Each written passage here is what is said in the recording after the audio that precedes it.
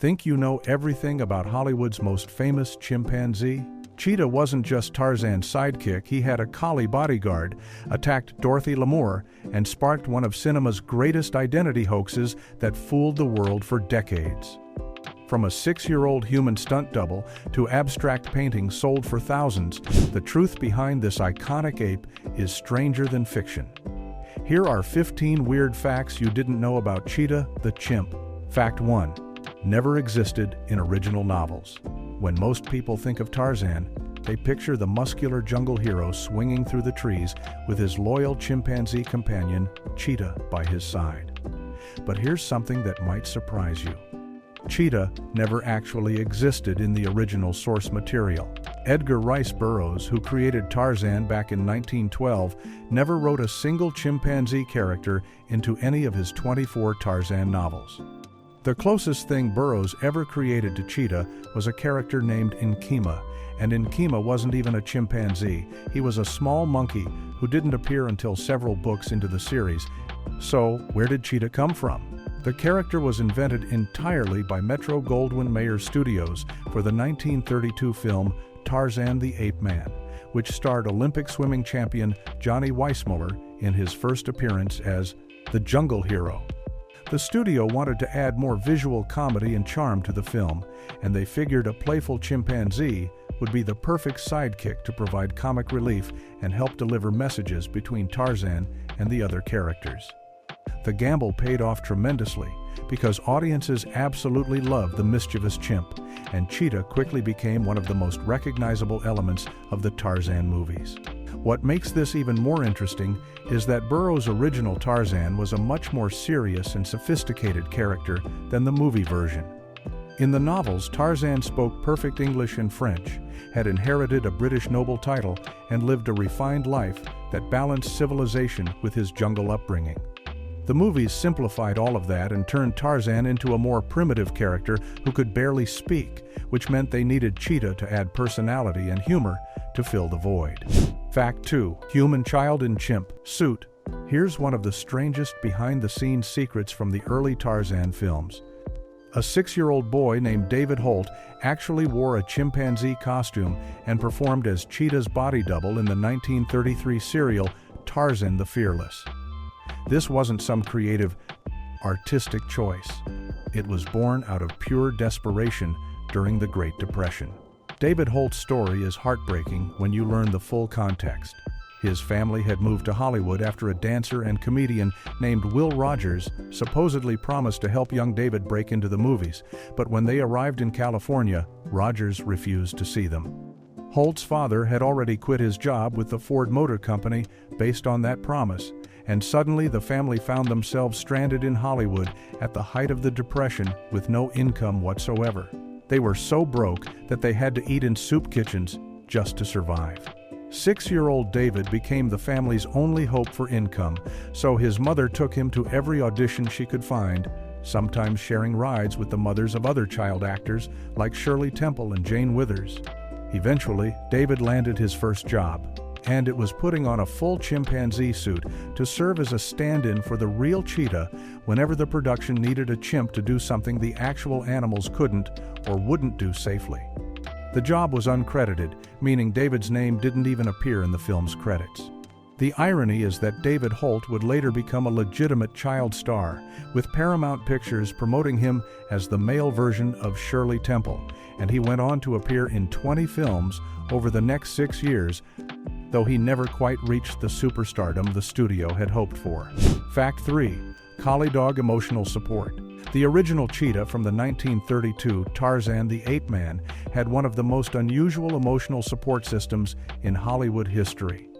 A collie dog named Spanky who had to be present on set at all times, or the chimpanzee simply refused to work. The chimp's real name was Jiggs, and he was trained by a husband and wife team named Tony and Jacqueline Gentry, who raised him from the time he was a baby alongside their collie.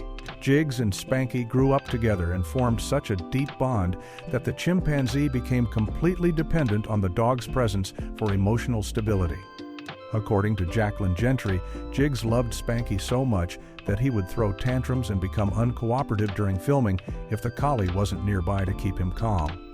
This meant that the production crew had to accommodate not just one animal actor, but two, even though Spanky never appeared on camera in the Tarzan films. Spanky's job went beyond just standing around looking cute, though. The collie actually served a practical purpose by helping the trainers manage Jig's behavior, especially when the chimpanzee got too excited or agitated during stressful filming situations. The dog had a calming effect that nobody else could replicate, which made Spanky absolutely essential to keeping production running smoothly.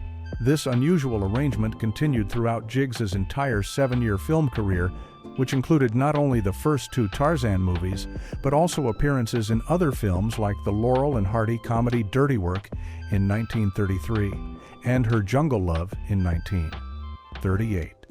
Every single time Jig showed up to work, Spanky the collie had to come along too, making them one of the strangest and most inseparable duos in old Hollywood.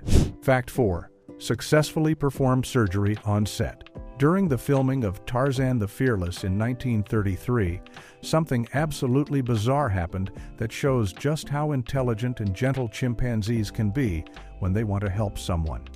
The lead actress, Jacqueline Wells, got a painful thorn stuck deep in her hand while working on set, and after she tried unsuccessfully to remove it herself, her co-star, Buster Crabbe, who played Tarzan in this particular film, also gave it a shot, but couldn't get the thorn out either.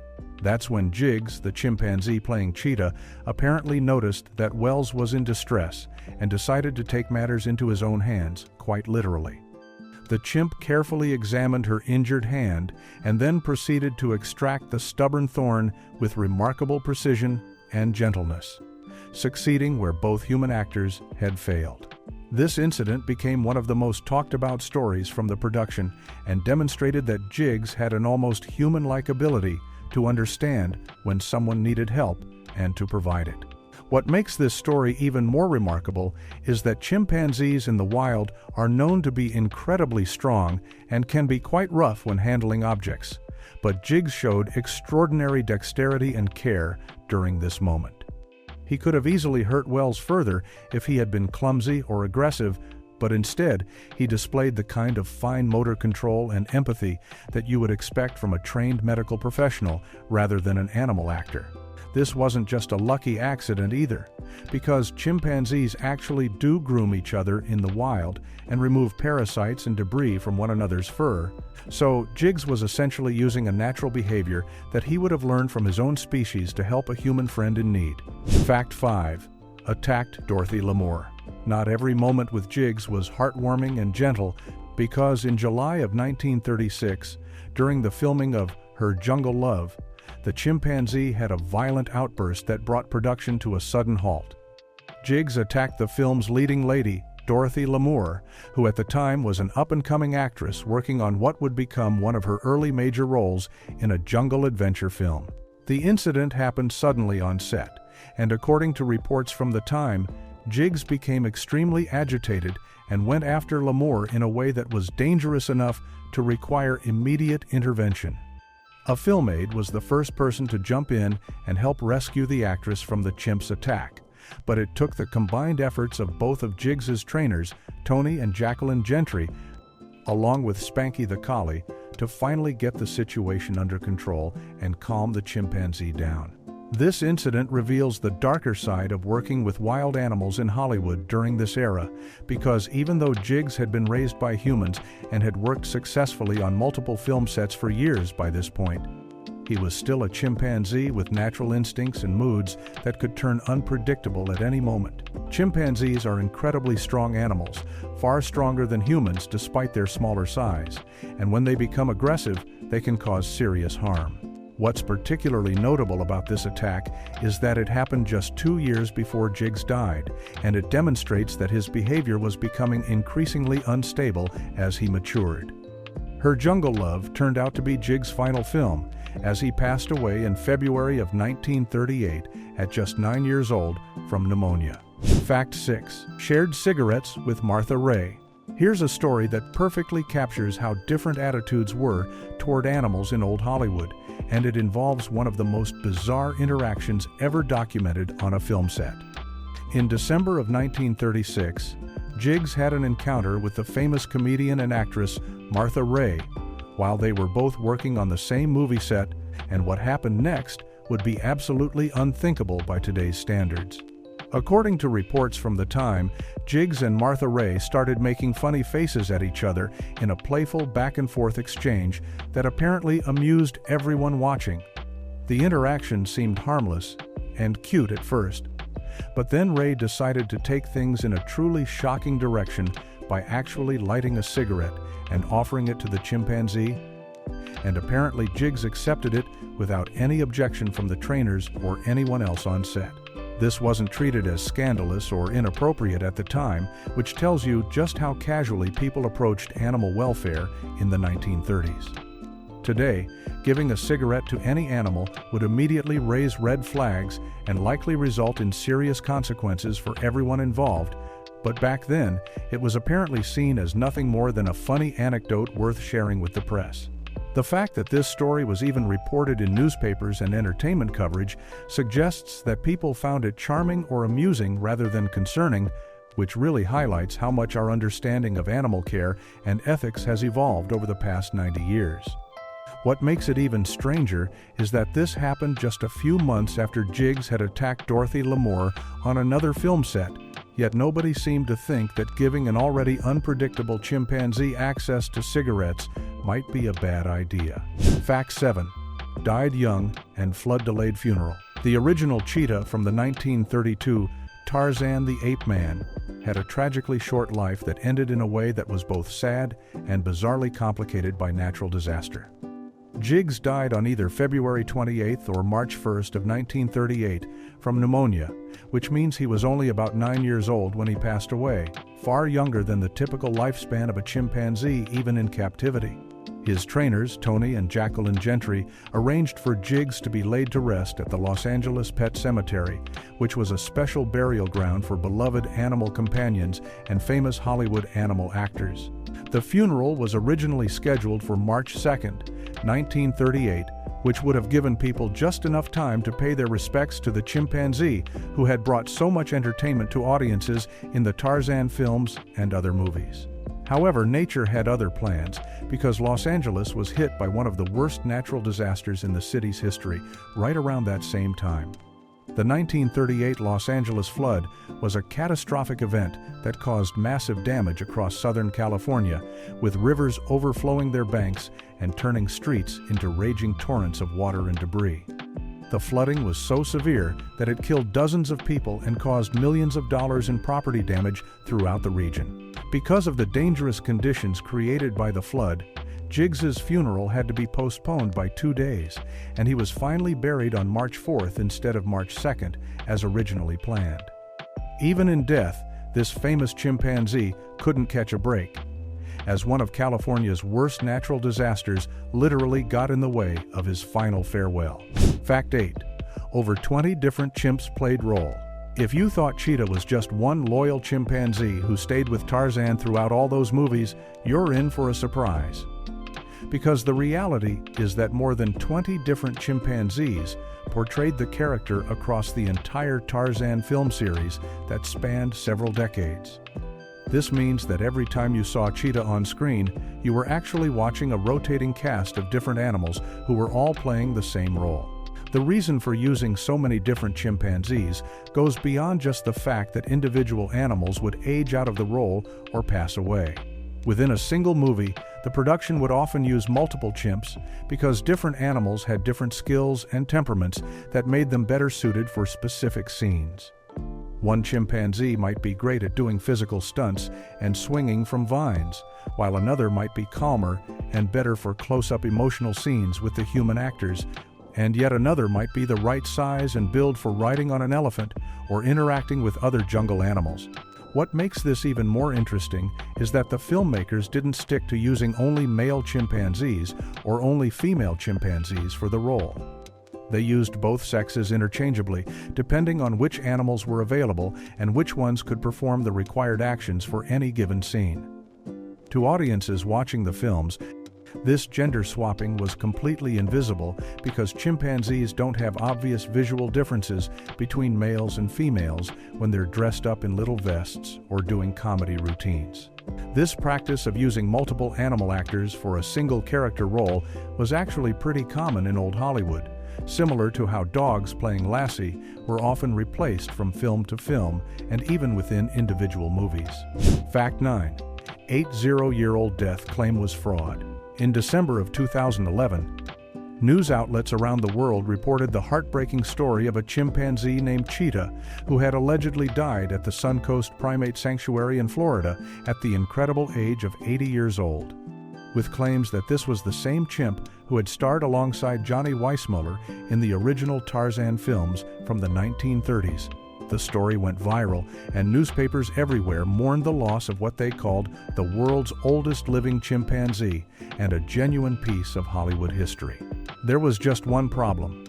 The entire story was almost certainly false, and animal experts immediately began raising red flags about the sanctuary's claims. Chimpanzees in the wild typically live between 40 and 45 years, and even in captivity with excellent medical care and nutrition, they rarely make it past 60 years old.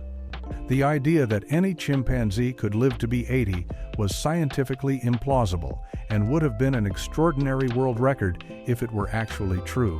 When journalists started digging deeper into the story, the evidence for this chimp's identity and age began falling apart completely. The sanctuary's outreach director claimed that her grandparents had acquired the chimp directly from Johnny Weissmuller himself around 1960, and that he had appeared in Tarzan films between 1932 and 1934. But she couldn't provide any documentation to back up these claims. Her explanation was that all the paperwork proving the chimp's history had been conveniently destroyed in a fire back in 1995, which skeptics found highly suspicious. Multiple animal welfare experts and even other primate sanctuaries publicly stated that the 80-year-old age claim was impossible to believe. Fact 10. Pacific Ocean Park peer performer. One of the most famous chimpanzees ever claimed to be the original cheetah from the Tarzan movies turned out to have never appeared in a single Hollywood film at all, according to investigative research conducted by journalist R.D. Rosen in 2008. This particular chimp lived at a primate sanctuary in Palm Springs, California, and for years his caretaker, a man named Dan Westfall, promoted him as one of the authentic cheetahs who had worked with Johnny Weissmuller during the golden age of Hollywood. The truth was far less glamorous than the legend that had been built up around this animal. According to fellow animal trainers who were interviewed during the investigation, including people named Hubert Wells, Stuart Raffill, and Cheryl Shaver, this chimpanzee was actually born around 1960, which would have made him far too young to have appeared in any of the original Tarzan films from the 1930s and 40s. Instead of being a movie star, he had actually worked as a performing animal at Pacific Ocean Park, which was an amusement pier attraction located in Santa Monica that eventually closed down in 1967. When the park shut its doors, the chimp was acquired by Tony Gentry, the same animal trainer who had owned and worked with the real original cheetah named Jiggs decades earlier. This is likely how the confusion started, because Gentry apparently decided to pass this younger chimp off as the legendary Hollywood animal, either deliberately or through genuine confusion about which animals he had worked with over his long career. The chimp lived out his years believing he was a retired movie star, but the reality was that he had never set foot on a Hollywood soundstage. Fact 11. Became retirement abstract artist. Whether or not he was actually the real cheetah from the Tarzan movies, one chimpanzee living in retirement at a Palm Springs sanctuary discovered an unexpected second career as an abstract painter whose artwork sold for serious money. Dan Westfall, who ran the Creative Habitats and Enrichment for Endangered and Threatened Apes Sanctuary, provided the chimp with paintbrushes and canvases as a form of mental stimulation and enrichment. And what started as a simple activity turned into something that actually generated significant income for primate conservation efforts. The chimp would use paintbrushes to create colorful abstract compositions full of sweeps and swirls and Westphal trademarked these creations under the clever name Abstract Art, which was a play on the term abstract art. According to people who purchased these paintings, the work showed a surprising sense of balance and composition, with the chimp apparently having some kind of instinctive understanding of how to arrange colors and shapes in visually pleasing ways that didn't just look like random smearing of paint. Collectors and art enthusiasts were willing to pay thousands of dollars for original paintings created by this chimpanzee, partly because of the novelty factor of owning artwork made by an animal, but also because many buyers genuinely appreciated the aesthetic qualities of the pieces themselves. Each painting was authenticated with the chimp's thumbprint signature in one corner, which served as a unique mark proving that the work was an original creation. The money raised from selling these paintings went directly to supporting primate welfare organizations and helping to fund the sanctuary where the chimp lived, which meant that his artistic hobby was actually contributing to a good cause by raising awareness and resources for the care and conservation of endangered apes around the world. Fact 12. Watched football and loved gospel music. One of the most endearing and surprisingly human aspects of the chimpanzee who lived at the Suncoast Primate Sanctuary in Florida was his very specific taste in entertainment, which included two pastimes that you would never expect an animal to enjoy. According to Debbie Cobb, the sanctuary's outreach director who knew this chimp for over 50 years, he was absolutely fascinated by American football and would actively watch games on television with what appeared to be genuine interest and engagement. Cobb reported that the chimp seemed to understand that something exciting was happening on the screen during football games, and he would pay attention to the action in a way that suggested he found the sport genuinely entertaining rather than just staring blankly at moving images. This wasn't just a case of an animal being mesmerized by a television screen, because the chimp apparently showed more interest in football than in other types of programming, which implies that he had developed an actual preference for this particular form of entertainment. Even more unusual was his taste in music, because the only thing that could reliably soothe this chimpanzee to sleep was listening to Christian gospel music. Cobb explained that they discovered this completely by accident, but once they figured out that gospel music had this calming effect on him, it became part of his regular bedtime routine. Other types of music didn't have the same impact, which suggests that there was something specific about the rhythms, melodies, or vocal qualities of gospel music that resonated with him on some level. Cobb also mentioned that the chimp was very emotionally perceptive and could sense when the people around him were having good days or bad days, and he would try to make them laugh if he thought they needed cheering up. Fact 13. Satirical autobiography fooled many. In 2008, a British writer named James Lever published a book called Me, Cheetah, the Autobiography, which was presented as the genuine memoirs of the famous chimpanzee from the Tarzan films. And the publishing stunt was so convincing that it fooled a surprising number of people in the literary world. The book was written as if Cheetah himself was telling his life story, complete with gossipy behind-the-scenes tales about Johnny Weissmuller, Maureen O'Sullivan, and other Golden Age Hollywood stars, along with reflections on his supposed 76 years of life. When the book first came out, many readers and critics genuinely believed it was a real autobiography that had been dictated by the chimp to a ghostwriter, and people started speculating wildly about who the actual author might be. Some of the names that were thrown around included famous British writers like Martin Amis and Will Self, because the prose style was sophisticated and clever enough that critics assumed it must have been written by someone with serious literary credentials rather than a relatively unknown author. The satire was so well executed that Me, Cheetah actually earned a spot on the long list for the prestigious Man Booker Prize in 2009, which is one of the most important literary awards in the English-speaking world. This meant that a fake autobiography, supposedly written by a chimpanzee, was being considered alongside serious works of fiction by established novelists, which shows just how effectively Lever had crafted his parody of celebrity memoirs. The book poked fun at the self-aggrandizing nature of Hollywood tell-all biographies, while also serving as a clever commentary on how humans treated animal actors during the studio system era. all while maintaining the conceit that Cheetah was a real chimpanzee, looking back on his remarkable career. Fact 14. Trainers will demanded euthanasia.